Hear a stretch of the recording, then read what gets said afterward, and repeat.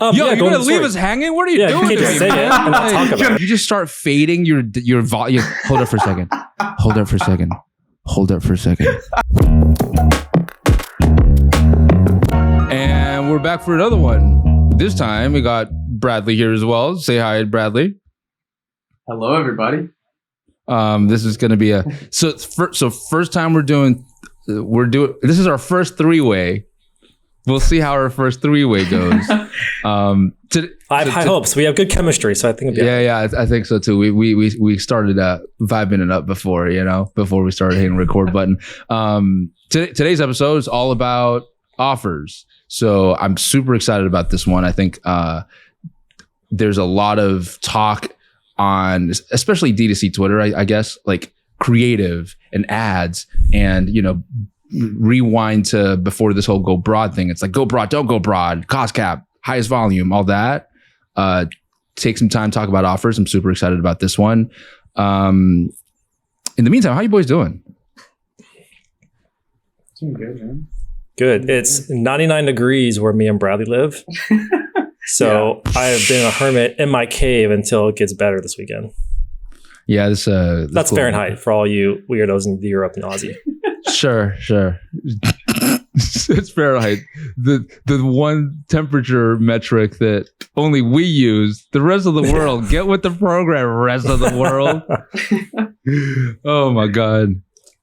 Is that a Red Bull? You're not a Red Bull guy. No. So as you guys know this and everyone else listens, like I've been on a kick getting away from coffee. So I've been trying different kinds of things. So this is an Alani drink. I'm testing it out. Yeah. You've heard of it, Alani New? Yeah. I'm testing it out. My wife really likes them. So I guess you can call it like an energy drink. So why I like it is caffeine comes from natural sources. If it's vegan, it's got B6, B12, biotin in it, vitamin B and C and other vitamins in it. So it's a good kick just to test away. Yeah, it's a good kick. I mean, for all we know, they could be putting whatever they want, any kind of acid, and I would drink it just because it has it on the label. But yeah, trying it. It's really good. It's not bad. A little too high in the caffeine content for me, though. You are the first person I've met in my life. This was back in like Vegas that I saw drink warm coffee out of a straw. Oh yeah, still. And I was like, do you know why though? I do know why. You explained why to me. Explain why to everyone else though. Okay. All right. So I have a funny story with this too. So the reason why is colored drinks, especially coffee, actually stain teeth. Now you can use whiteners, which a lot of people use whiteners so they can drink whatever coffee they want, but it stains teeth. So that's why I drink it through a straw. And it's really funny. Me and my wife, dating and also in our first years of marriage, would go to this old 50s diner. And there's this chick there who worked there who recognized me as the guy that drank coffee with a straw. Every time I walked in, she's like, "Oh, you're the guy with the straw." I'm like, "Yep, that's me." Did you bring your own straw? No, I'm not that crazy. Oh, okay. Like the guy with the straw. I'm not gonna be like, don't worry about me, lady. I got my own straw. Sustainability and all that, I got my own straw. Yeah, it's so after that, I went home and tried drinking warm, just as an experiment. I just couldn't get with the program. I was like, this feels weird. Well, okay, first of all, was it drip coffee or that weird instant crap you drink? It's probably that instant crap that I drink. You're the only person that I know that likes instant coffee. Hey. That's your go-to. That's cockroach life, man. Like I figure if I can live like a cockroach, everything can go to shit and I'll be completely fine. Like if I can optimize. Don't get me wrong, I like nice coffee, but my level of tolerance, I can live cockroach level, no problem. I'm good with that for sure. Does it bother you to taste the grains sometimes in the instant stuff? Yo, mine is grain free. Mine is like premium. It's that perfect mix. It mixed perfectly. Sounds like a protein now. Yeah, totally, for sure. What was that video that you wanted to? Oh yeah, okay. So wanted to share. Yeah, so check this out, guys. Okay, so I actually saw this from Nick Shackelford on Twitter, and I went down the hole and I went and looked at this guy's TikTok account. Okay, so the TLDR is there is this, I'm going to call him kid, he's probably like in his 20s, is he actually just launched a brand. It's scented dryer sheets for men that the sheets actually smell though like men's cologne. And he made these TikToks on TikTok, all organic, and he sold out. but I think we should watch at least one because there's some really great principles we can walk away from in terms of creative. You guys okay with that? Yeah, that'd be dope. We're Right, kind of check this switching out. the order of the caught in the spot in the wild. I like that. Yeah. Okay, so check this out. So it's called Smell My Load, but the creative is very well. Yeah. What a name. The name is catchy, but the creative is fantastic. Are you guys ready? Yeah, go for it. My grandfather told me once to always look, smell, and feel my best every time I left my house. Ever since, I've made this belief my own, and over the last 6 months, I've looked to find a way to have this amount of confidence regularly. So I went straight to laundry day, the exact moment where clothes get washed to be worn again. I did some research and learned about dryer sheets, and that they not only soften clothes, but also infuse a fresh scent. Problem is, flowers and sparkles are the only options. I ended up finding an awesome manufacturer, and they helped me perfect my own scent, African sandalwood. They came out better than I could have hoped. So if you want to try one, they are just linked right here. Pretty That's good. solid. And here's a few other videos that are different permutations of it. All right, so what do you guys think? What are some principles you think someone can talk away from? Again, the key is he sold out all organically. I like how he reframed the sparkles. Because like if you're a man and you're trying to like be your best, you don't want those sparkles to be freshen up your laundry. I've like never that. thought about how my dryer sheets smell, and now I go downstairs and I'm like, oh, I can't stand these things, all because of that video. Good reframe. Yeah. What else? Fascinating. I don't know if that's the general theme of his videos, but that whole like founder story, build in public part, and not founder story like, you know, some kind of sob story. He goes too deep into it. It's still really audience focused, right? But it's like, you know, my grandfather taught me this, very personal, subtle hint of atomic habits put on the table. I'm that type of Nice, guy. you caught that. You know, I'm that type of guy, right? And then some dapper gentleman walking out the door. I'm that type of guy. So like a few flashes of what type of guy the audience is aspiring towards. And then he talks about how he did the research and he's trying to do it himself.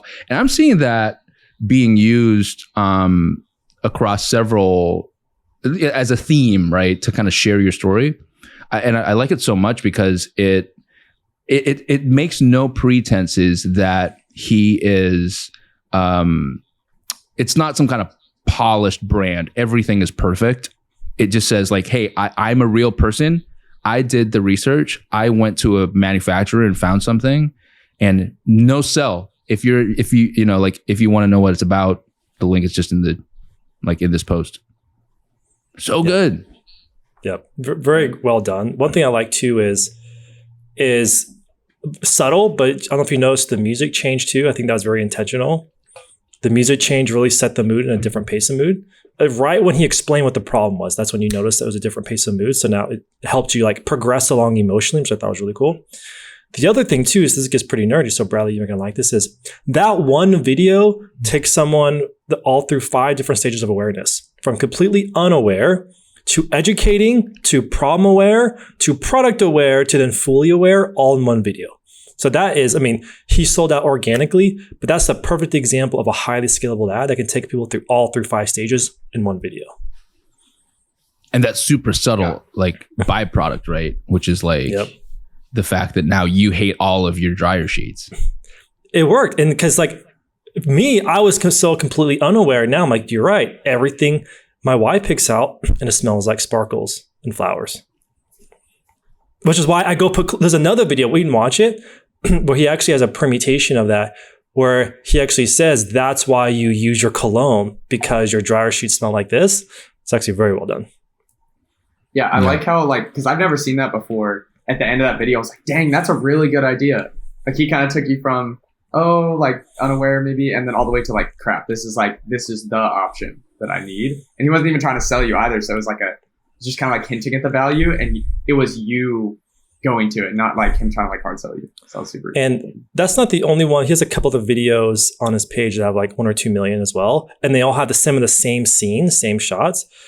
And what makes me think of it, because, we work with brands and we take their raw assets and turn it into videos, that they're reusing the same assets. And number 2, how low quality all those are as well. And the voice isn't even his too, right? It's voice that anyone can use on TikTok. So goes again to show you what the conversation we had, D, on like a previous episode, is that the low production, like it can still work very well. Just take what you do have and then craft a really great story around it. Yeah, and it's so suited to the life cycle of his brand, right? Because it's not trying to be something else. It's not very high production to try to puff the chest and make it seem like it's already like super established and all that. Is working to his favor. And I think what's really cool about it also is like, man, tip of the hat, sir, the fact that it's called SmellMyLoad. You can tell your friend that it's so unforgettable that you can't, you know how like sometimes they'll like someone will show you a TikTok or someone will show you something, and then when you go back you forget to like bookmark it or whatever, and then you take a drive home and you go back and like, what was that thing again?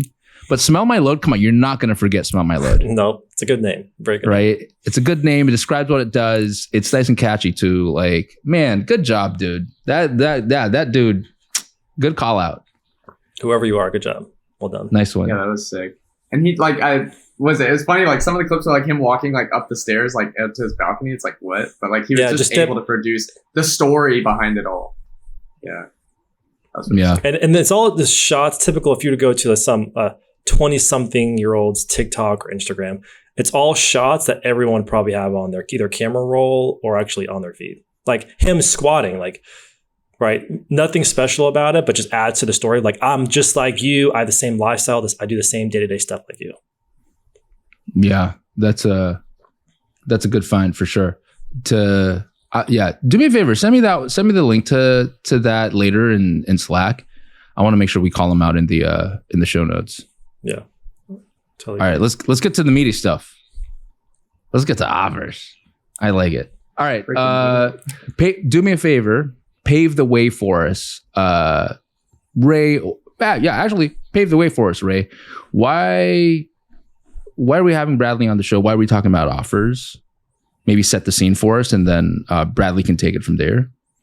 Yeah, great. So I think I should tell a story first of all. I love to tell a story. So Bradley came on board with RightHook probably 3 years, going to be on 4 years and 6 months ago. And at the time, Bradley was 19 years old. He didn't go to college. He actually told me that my parents were mad at me because I didn't go to college, but he was obsessive with ManyChat bots. And so like we really nerded out about that. And long story short is Bradley, about a year and a half, started playing around with using different techniques to scale a brand, obviously besides creative. And one of those being is how can I use an offer to be the breakthrough catalyst that changes a business trajectory? That's exactly what he's done. And so we thought it was a really great idea to have Bradley come on. He's also written a really great documentation and paper for us internally on how to do it, how to think about it. And honestly, there's no better person on our team to come and talk about it on what he's done for that brand. Heck yeah. Okay. So where would you like me to start, I guess, with offers? Start at the start, man. Like kind of pave the way. Why is it important? How did you maybe start with why you got compelled to even do the internal training doc? Super extensive, by the way. I've got it open right now. And then walk us through. Yeah. Yeah. Okay.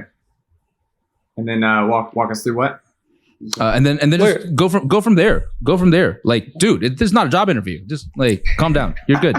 Just start where you want to start. So where we want to start? Okay, dang, offers. BFCM 2020. Yeah, 2020. Whenever you... Sorry, let me think. Yeah, BFCM 2020. The whole thing was like get leads for your e-commerce brand. CPMs are going to be really high during the sale.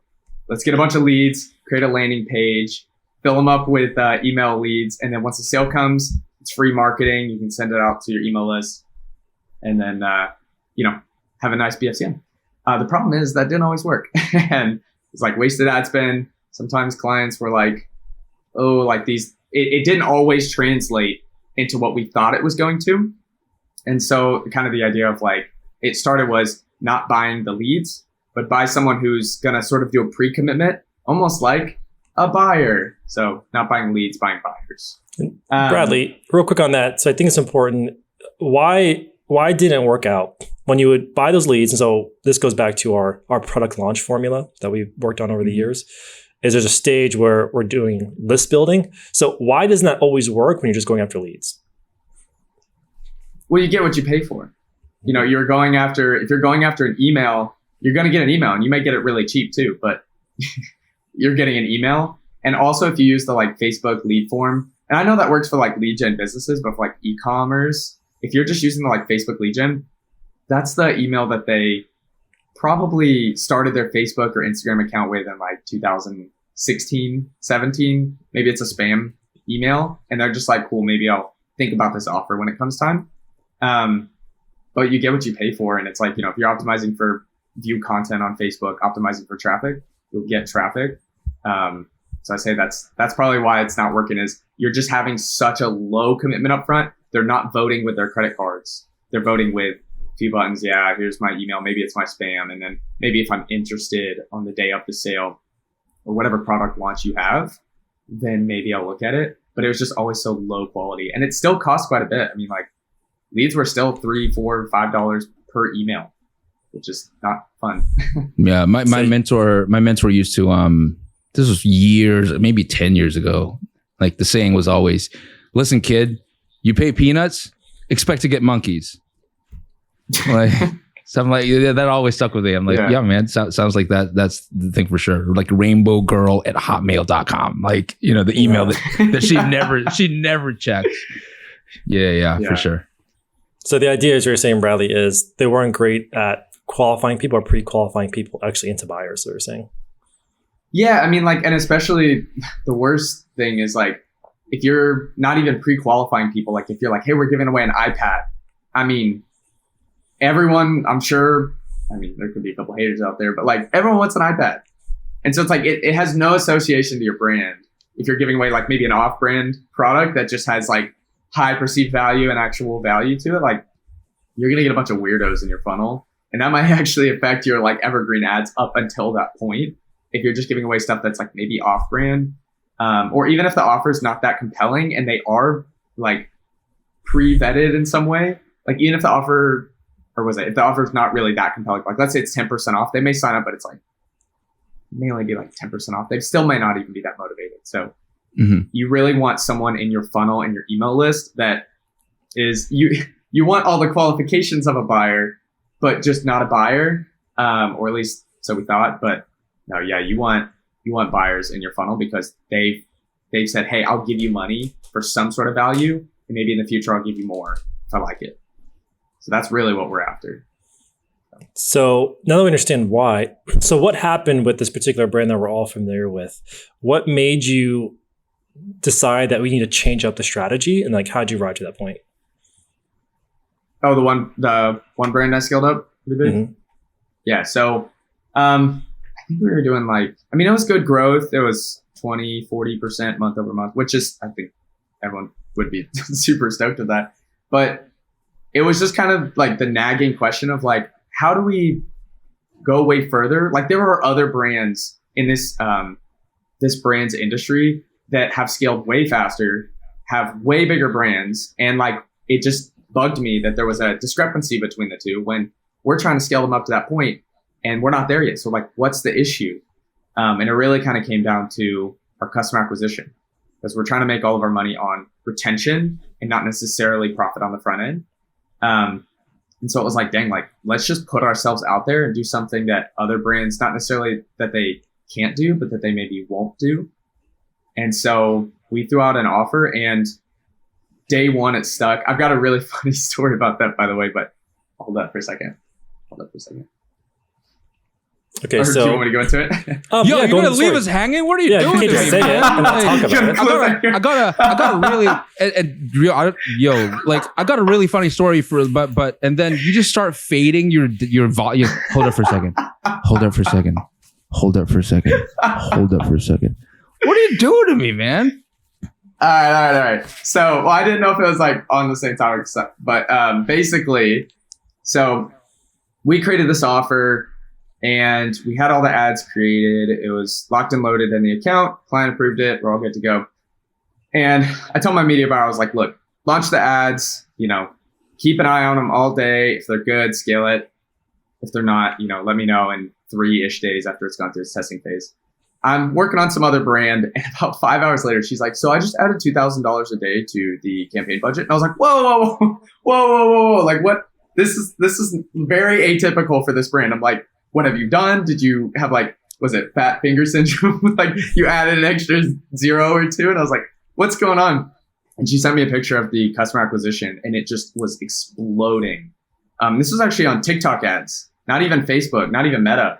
And this was on TikTok ads. So I was like, wow, we really got something here.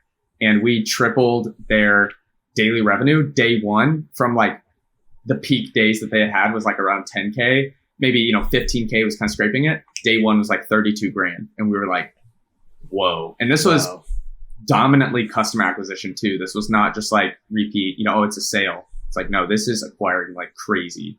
So that was a funny story of my media buyer being like, yeah, we just added $2,000 a day to the budget. And I was like, I had to stop everything I was doing. I was like, what?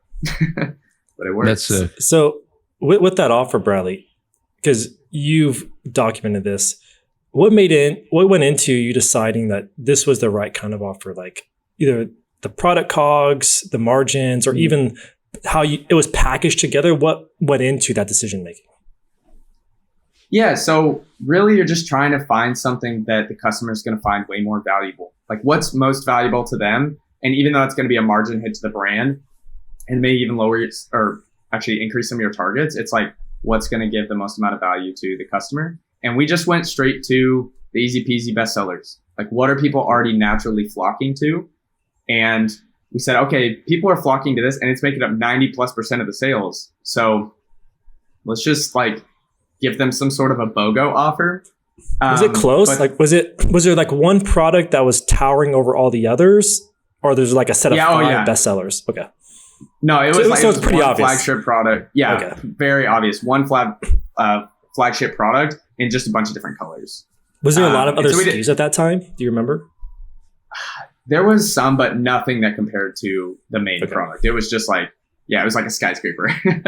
And so we basically took it and was well, we could do, buy one, get one free. That could be good. But we don't necessarily want to cheapen the brand per se, or have a, 100% off the second one or whatever. Scale at negative, but yeah, I do want to buy that. Yeah. So that was not the move. And so we got really inspired by Fabletics. Fabletics doing their 2 for $24. What's funny is I've actually never bought from Lulu or Fabletics, but I bought Fabletics. And so we went ahead with a 2 for X amount of dollars offer. And that's what really did. I think people just saw the value of that and it just took off. So that was great.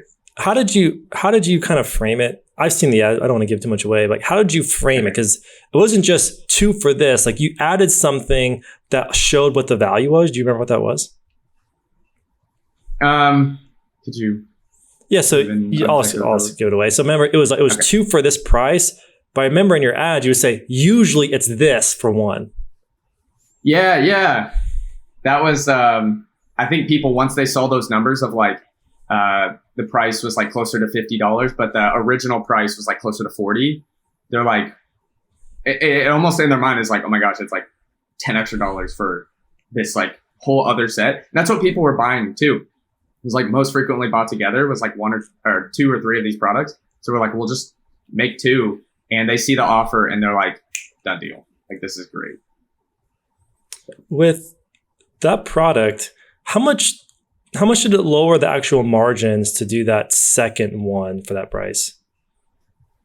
So the brand had fairly high margins. I thought it was 60, but we actually went through the numbers, and I think the product was closer to 70-75% margin. For one? Which is, for one of them. Okay. And all the costs don't necessarily double. That's why it's really important to get the cost of the product itself, your shipping, your your pick and pack fees, all that stuff. Because even if you do 2 for 1 or a BOGO deal, the margin doesn't decrease in half per se.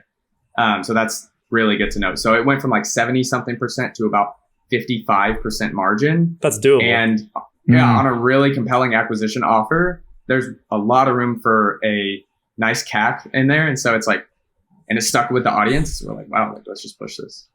So real quick, what goes into the product cost exactly? So you mentioned obviously the cost of the product, the pick and pack. Are there any other fees or costs that should be considered that go into it? Shipping's the big one, but what was funny is the offer was $1 underneath the shipping threshold to get free shipping. Slide. So they were all still paying for shipping. Smart. Which is such a and they had to buy another set. Nice. Yeah. And so that was really nice because we did. Was that intentional or just coincidental? Fees. It was very intentional. No, so you guys didn't like raise the bar like one to that threshold that was already there before? No. Well, what's even funnier is like the insurance on the product, like it's like the $1 or like 99-cent shipping insurance or something like that. The insurance is 98 cents. So they were 2 cents away from free shipping.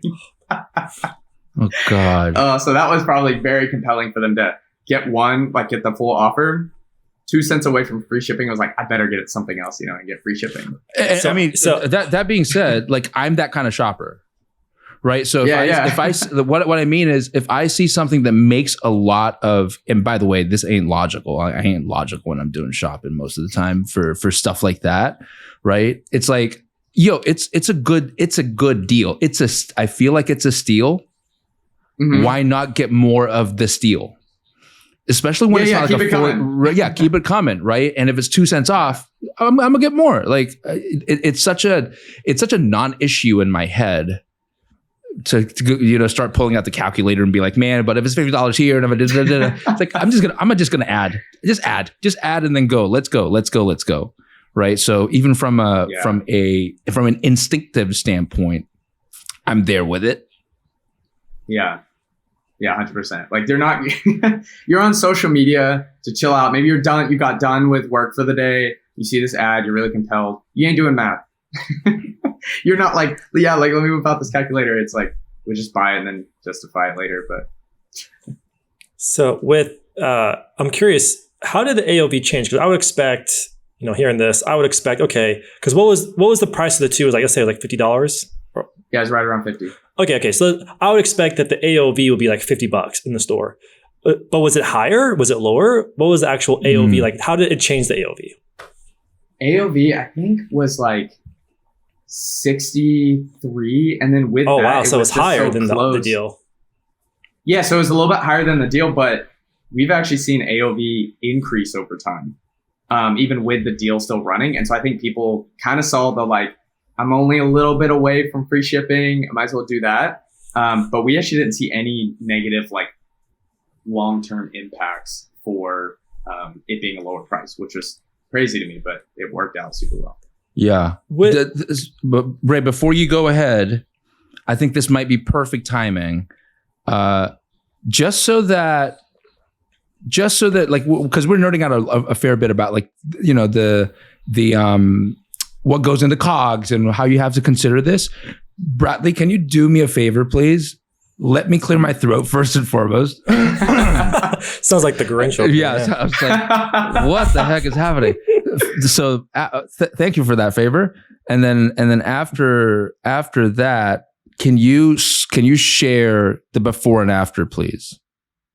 Yeah, absolutely. So let me what's the right? So that at least we can kind of show what's the point of all this.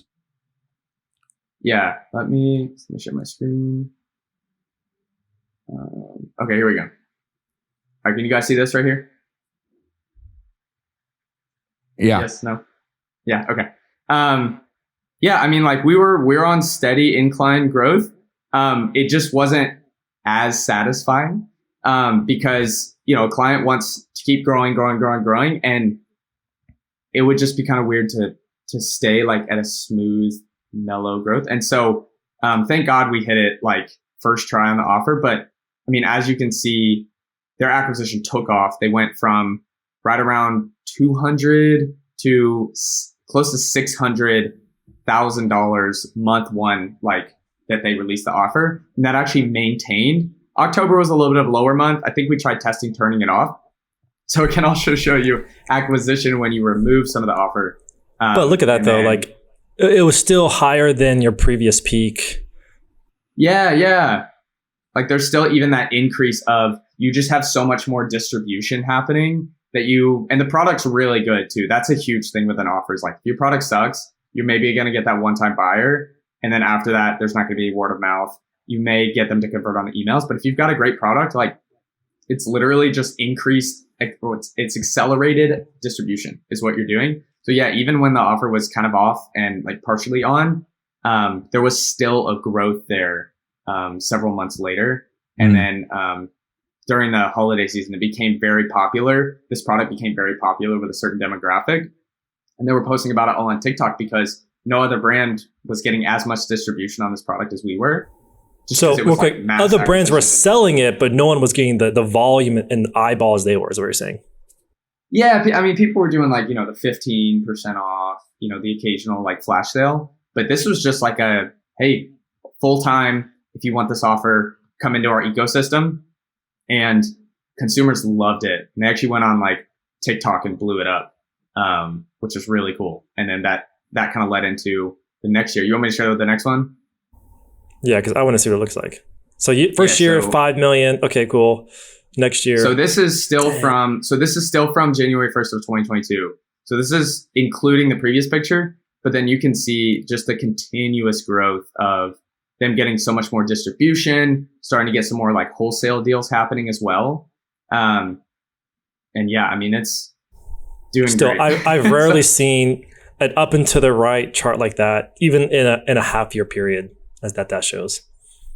Yeah, super nuts. But it really just shows like the distribution and like having a great product that like even in our post-purchase surveys, a lot of people are coming back or they're coming to us from a friend recommendation. I saw someone on the street having this or, whatever. And so we're just able to distribute. Is that an option to click and post for a survey? Whatever. There's other. That's funny. We should change it up. Like we should change up all of our forms from other to just whatever. if whatever, please specify. Yeah, please specify. Yeah. But no other brand was getting the distribution like they were on this product. So I have a question. That particular brand, how has the product selection changed over time? Because I mean, no one knows the invisible glass ceiling you may hit, pushing the same products. Like, how has their product selection changed over time? Like, how has that played into the strategy? Yeah, so the product is definitely somewhat of a trend. I would say it's becoming more of like every day now, which is nice. Like the trend is kind of morphing into something that people are constantly having. But she's been able to like come out with a lot of different products that are similar to it. And so people are like, oh, like this is really cool. Or like different colors of the product that people wouldn't have like, maybe they didn't like all the colors, but then they really like this color. And so she's been able to branch out a ton with being able to, just like having people in the funnel, marketing all these other products. And, the main product is definitely still the flagship, but the revenue is increasing a lot on those other products, which is really cool. And then that's where you get into like post-purchase upsells, email upsells, retention. Like that's where it really wins. And I really love, this isn't offer related, right? That being said though, because of the way that you've worked with the brand to ramp to get that, which allows for really rich signals to come back around which products are working, which ones are not. If you kind of go, okay, well, that's kind of like for all the I guess performance marketer nerds that are watching this, all two of you, what do we do? We go, okay, well, let's put this creative out, let's put that creative out, and see what signals come back as to which one is working, and then testing framework, right?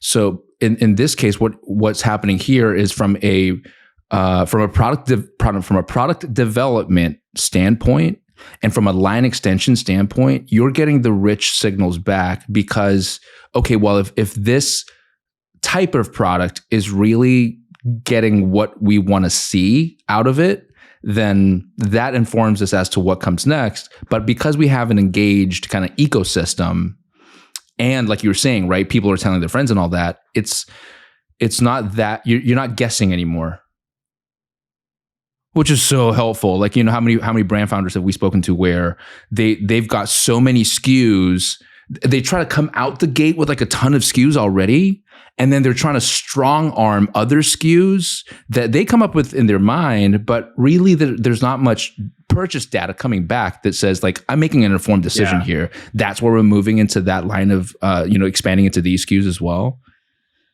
Right? Yeah. Super cool. 100%.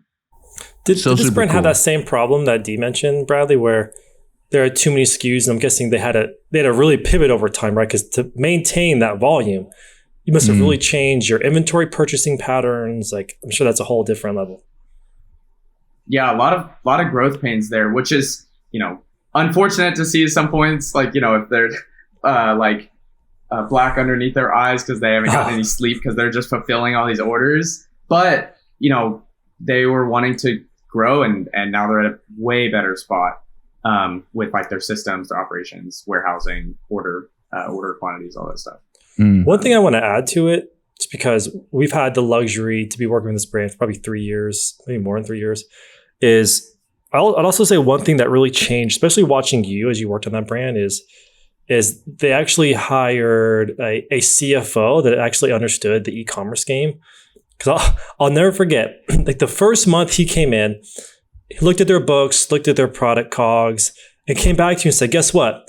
You can actually scale at a better target. But higher CAC, lower AMER.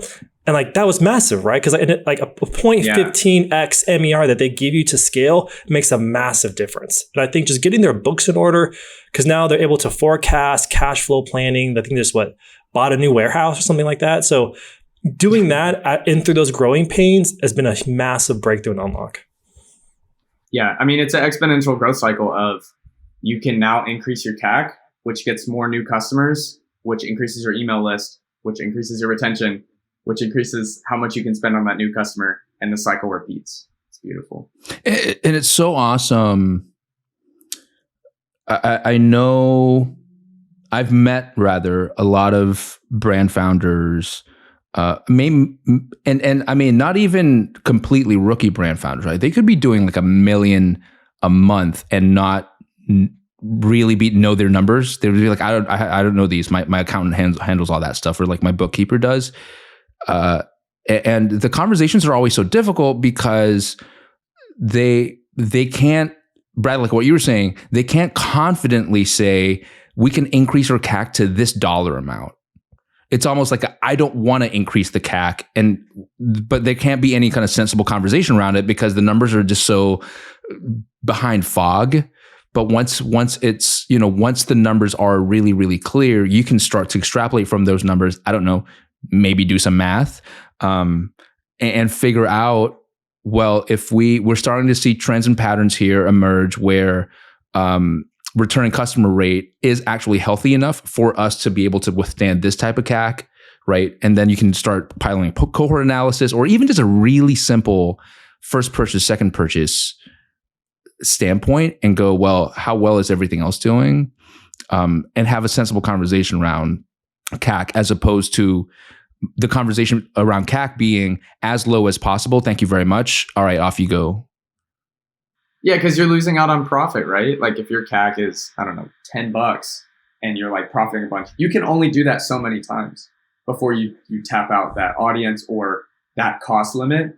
But if you keep increasing your ad spend, I mean, the platform's cost is going to increase with or without you, regardless. So if you're able to just continue like increasing that, even though you're going to have like lower front end margin or whatever, the cash on the back end is way higher. And that's what you want, right? Oh, I want to keep my business with less net profit versus more net profit. It's like, no, I think, I think what you're really after is a bunch of cash.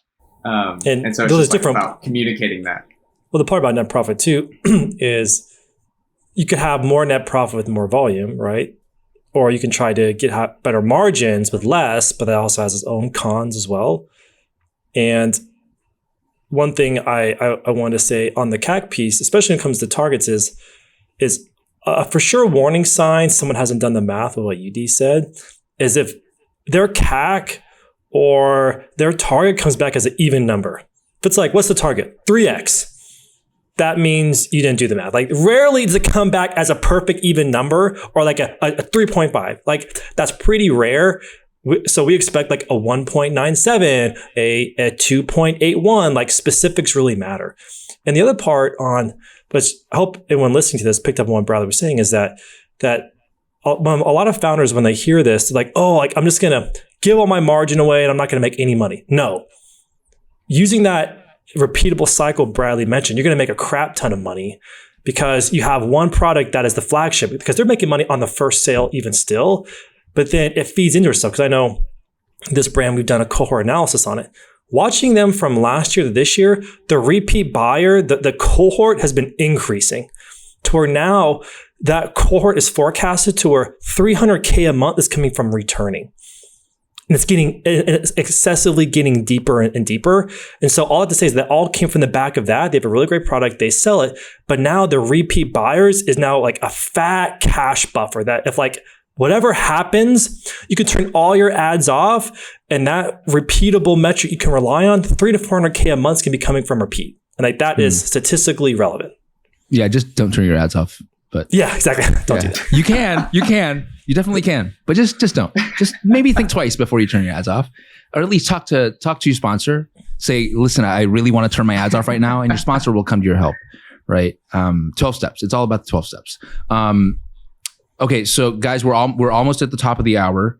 I would really want, like, it's almost like if we watch this back, it's almost like we've been teasing this thing for 40 minutes. What actually makes a good offer? Like, how should, if I'm watching that, I'm thinking about like, yeah, awesome, Bradley. Like you're talking about margins and AOV and like, got to lower my shipping costs and all that stuff.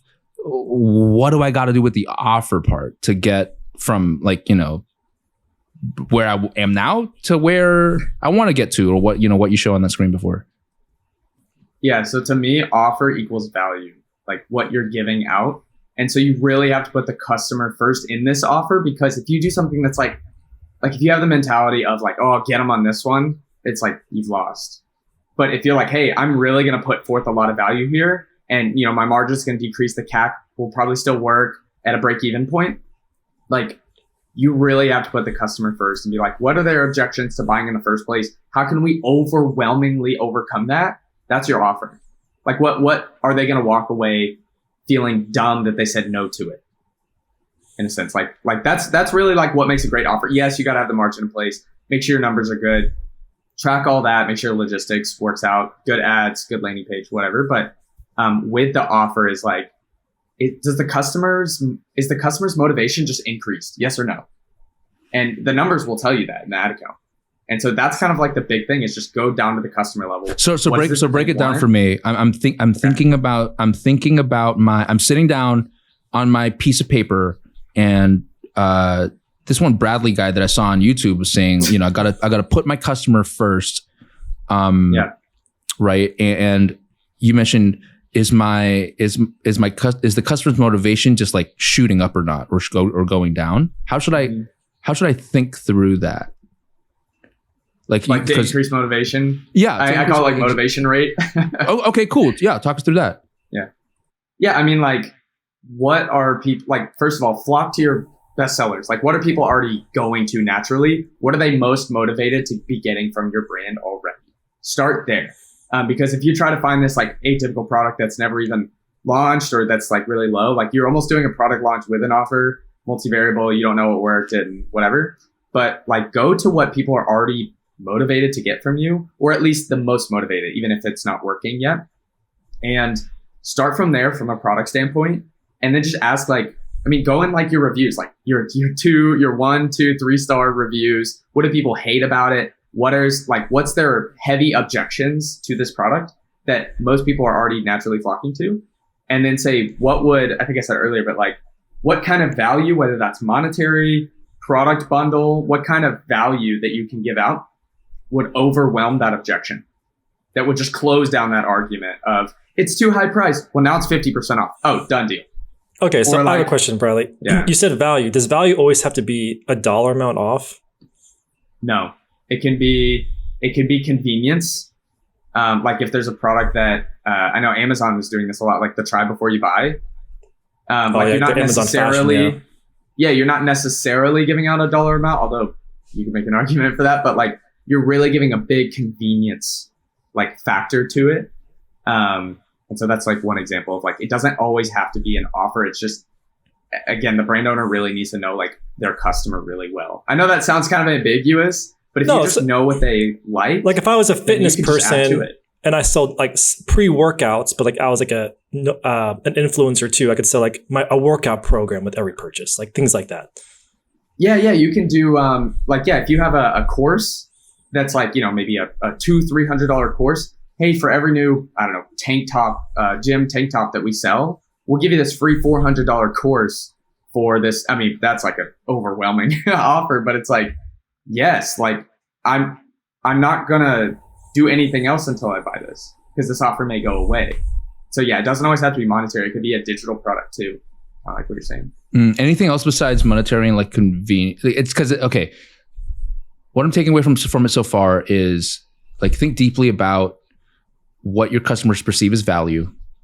Look at your own numbers and see from a sustainability, feasibility standpoint, how it makes sense. And then put forward a no-brainer, like someone would be crazy if they didn't take this up type of offer. Does that sound about right? Yeah, no, it is. And again, it's sad because it's not like I can't throw this in a Google Sheets and be like, this is the most motivating, whatever. Like you kind of have to deal in the person realm first. And then also one other example I was going to say that I just thought of was like for food or like a supplement of some sort. You don't really even need to like do a heavy discount. You may need just to have a sample pack that people buy. Maybe it's like same margin. You just need to decrease your product so you get more like people to try it. That may be an offer in and of itself that maybe your competitors don't have that. And it's $100 a month for their supplement or their whatever.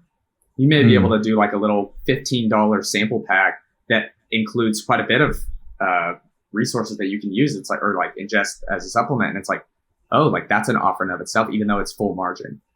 Right. So it doesn't have, you're not trying to give away the entire farm. It's not about the magnitude of what you're giving. It's not like, buy one, get 12.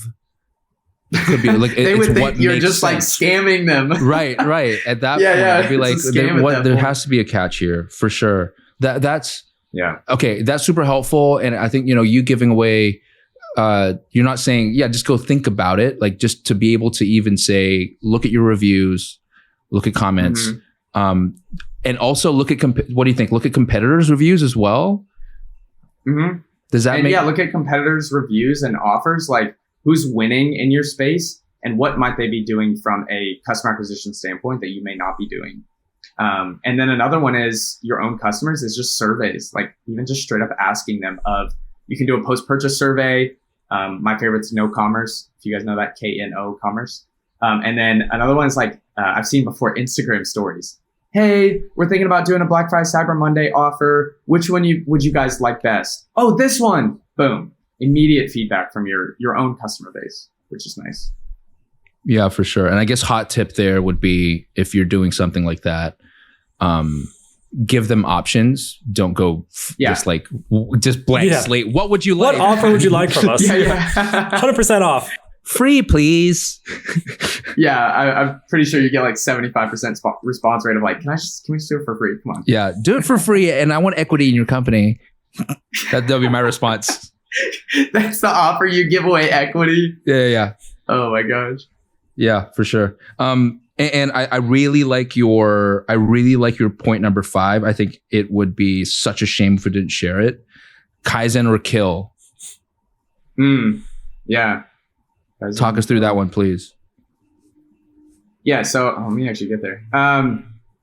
So like not all offers are going to win, just hands down. Like with that one that I showed you, like we cracked it the first time. I've had other brands where we're on offer good number for 5 you. and it's still With that one we had the first time. It's like, whatever. But like, hey, we're on a different brand right now trying offers, and they're on offer number 5, and it's like still doing okay. And so it can take time. but it can be made better. Like every offer that we put out since then has done better than the last one. It's not where we want it to be, but it's slowly getting there. But like, if it's worse than your evergreen and your CAC is increasing and your AOV is not like changing at all, then it's like, oh, like maybe you wait, say Yeah. that again, because that sounds like that's a bit of a checklist there to kind of sense check. If you're, say that again.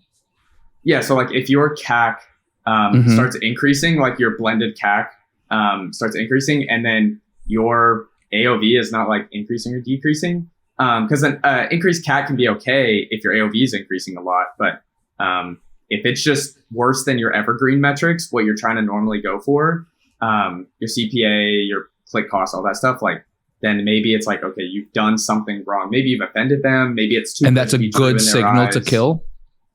Yeah, that's a perfect signal to go back to the drawing board and be like, hey, we tried it. It didn't work. Let's take the learnings from what maybe did work. Maybe you had great click costs, but the functionality sucked, or just people got to the website and they didn't care. But take the learnings from that. But I would say go back to the drawing board. And then if it's doing the same as your evergreen, it's not always a bad thing. Your click cost still may be awesome and the offer may be working, and you just have like a functionality issue. Maybe the add to cart's broken on that page. You may want to check that first before you decide to kill it. And that's the Kaizen piece of it. But then same thing with that. You just take the learnings, go back to what kind of comments did I get on the ad? Where people like scam, it's a scam. It's like, oh, okay, like maybe I need to figure out a way to reframe this. Maybe I need different ad copy, different creative to really show that, hey, I'm really trying to give value here. And it's, hurting us a little bit from a margin standpoint, but we just want to give it to you guys and make it feel like this is for them, which it is, which is the cool part that I like. Customers just always getting more out of it. And then you want me to go into like all the Kaizen, like the ways that you can just ramp it up if it does work. Yeah, I think that'd be super helpful, right? So if you do get to crack it the first time and you're watching this, here's what you do after. maybe you're on your like 4th, 5th time and you crack it and it's doing better than your evergreen. That's a good signal that you can Kaizen it and kind of keep working on it to make it really good. But say you got something that's working well, like creative test, creative variety, maybe a video, like a TikTok native video is going to work well, or just like a really clean luxury aesthetic. Depends on your customer. One of those is going to work better than the other. And so even from like your offer can also become the creative too. Once you've got the actual product bundle offer in some sense, then you can go down to the creative, the copy, like have the client, if they're looking at like max acquisition and inventory is okay, blast it on Instagram stories, make it a Reels post and pin it on your Instagram page. So when someone comes to you, they immediately see this offer and they're like, oh, wow, this is cool. And then that will actually help decrease your CAC because you're getting some organic sales, which means you can spend more. And it's just overall a beautiful thing. And then also like product seeding. Like if you can, like if the offer's that good and like people are really flocking to this, like product seed on the platform that the customers do their research on. So if it's YouTube, if it's like a very technical product, and a lot of people always go to like research on YouTube, product seed on YouTube. Or if it's like on TikTok and it's just like a trendy thing, product seed there and just like get the distribution out, because you're already doing it with your sales. But if you can have some level of, wow, on my feed, I've seen like 5 different people have this product, this offer, and they're doing this amazing like acquisition offer. They wouldn't say that. Yeah, no one would say that besides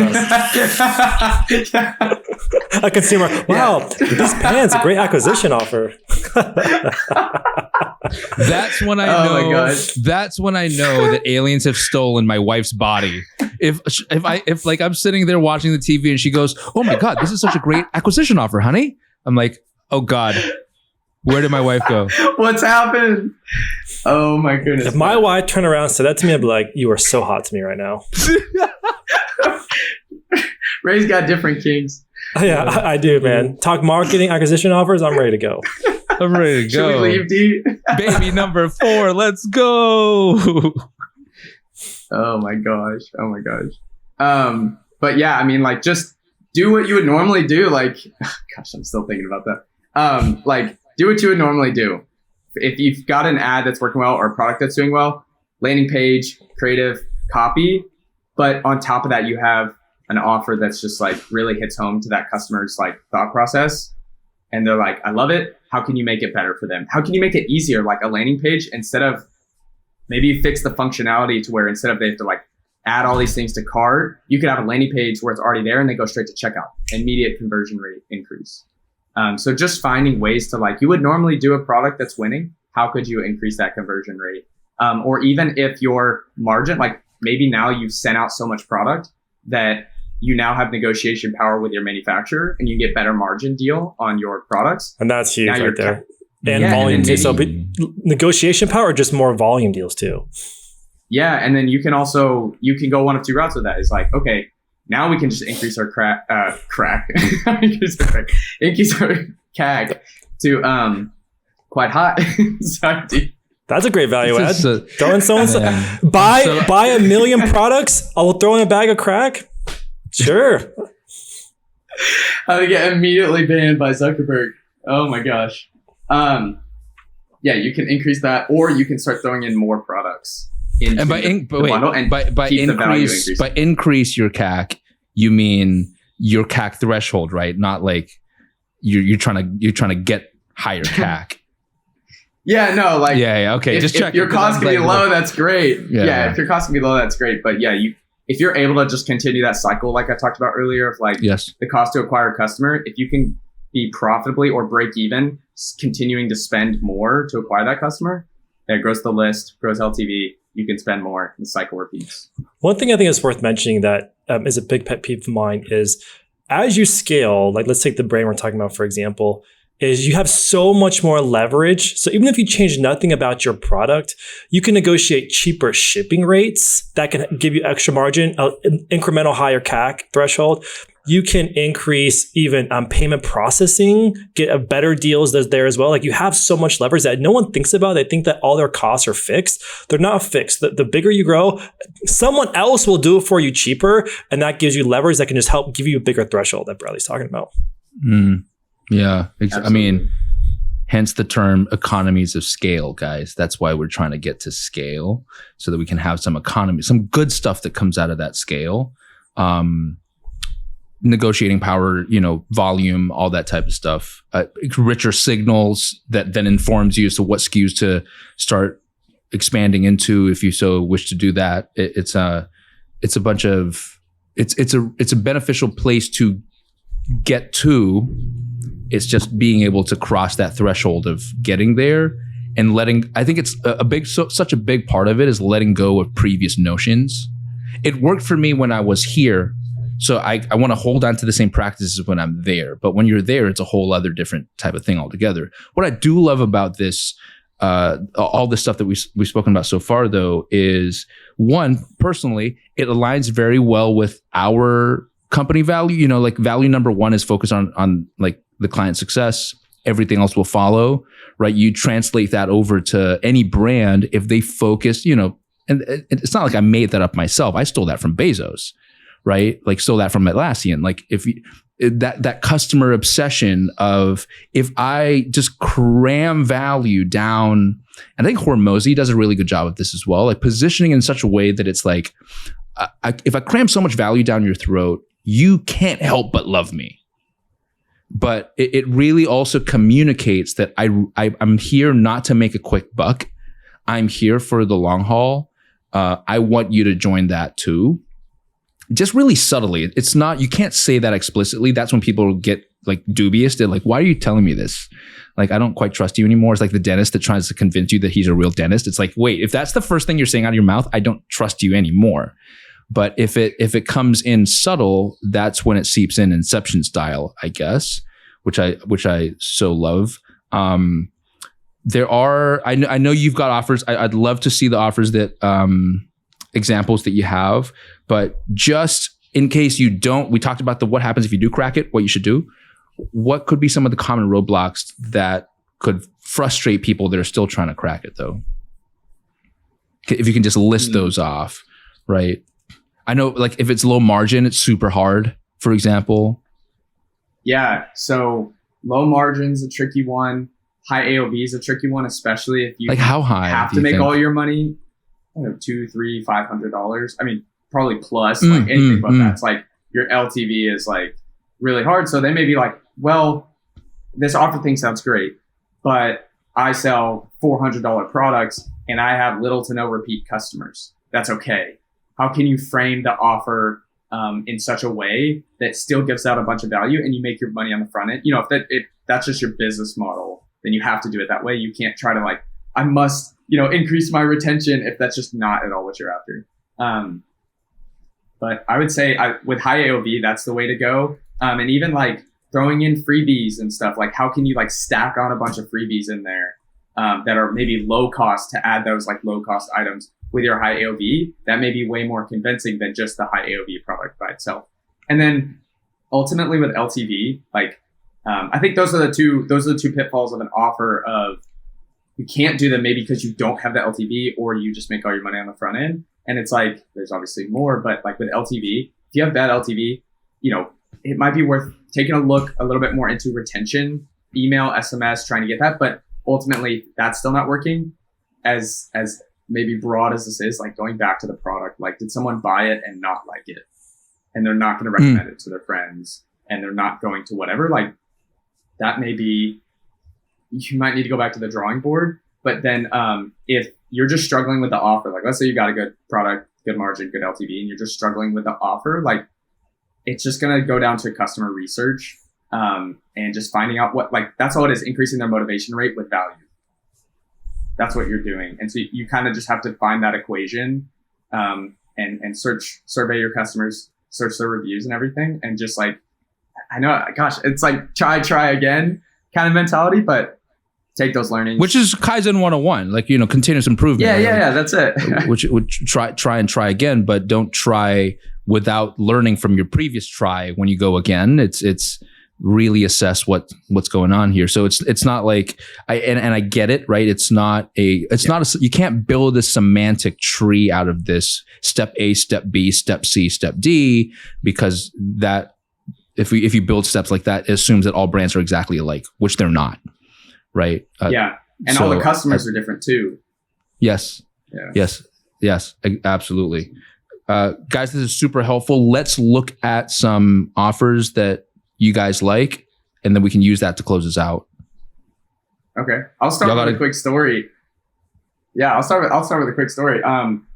We were walking down Broadway, downtown Nashville, and I saw one of the best offers I've ever seen. Just randomly. I was just walking down the street. And this is on Broadway. This is like 2 nights ago. And it was this boot store. It was this boot store and it said, buy one, get 2 for free. And is that Frenchie's? It could have been. Yeah, it could have been.